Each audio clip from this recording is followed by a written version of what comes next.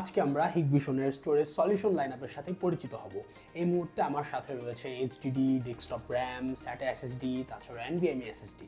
আমার হাতে রয়েছে এখন হিগভিশনের E3000 মডেলের M.2 এনভিএমই এসএসডি, যেটাতে আপনারা রিডিং এবং রাইটিং স্পিড পেয়ে যাবেন আপ টু 3000 থেকে 3500 মেগাবাইট পার সেকেন্ড পর্যন্ত। এটি হচ্ছে E1000 সিরিজের M.2 PCIe SSD, যেটাতে আপনারা রিডিং এবং রাইটিং স্পিড পাবেন হচ্ছে 2000 থেকে 2400 মেগাবাইট পার সেকেন্ড। আর এই দুইটি হচ্ছে E100 সিরিজের দুটি SATA SSD।